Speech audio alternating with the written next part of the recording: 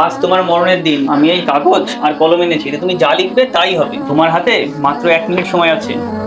আগে আমাকে এটা বলো, তুমি কে? সময় শুরু হলো। আমার নন্দায় 2 কোটি টাকার লটারি জিতবে, তাহলে তোর অনেক বড়লোক হয়ে যাবে।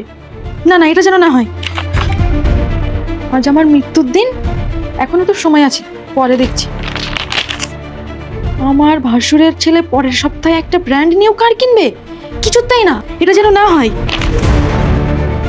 সোহানা একটা বিউটি পার্লার উদ্বোধন করবে, আর আমার বাড়ির আশেপাশে সবাই আস্তে আস্তে অনেক বড়লোক হয়ে যাবে। না না না না না, এটা আমি কিছুতেই হতে দেবো না, এসব যেন না হয়।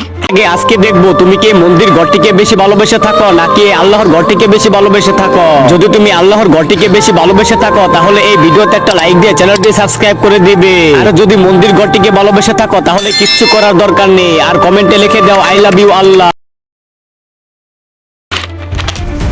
আজ আমার মৃত্যুর দিন, না এটা যেন। দাঁড়াও, 1 মিনিট হয়ে গিয়েছে।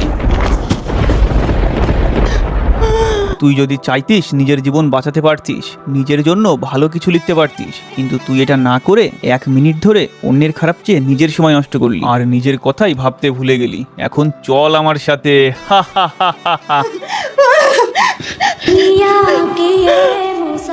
কিছু লোক এমনই হয় যারা অন্যের ভালো সহ্য করতে পারে না, আবার নিজের জন্যও কিছু করতে পারে না।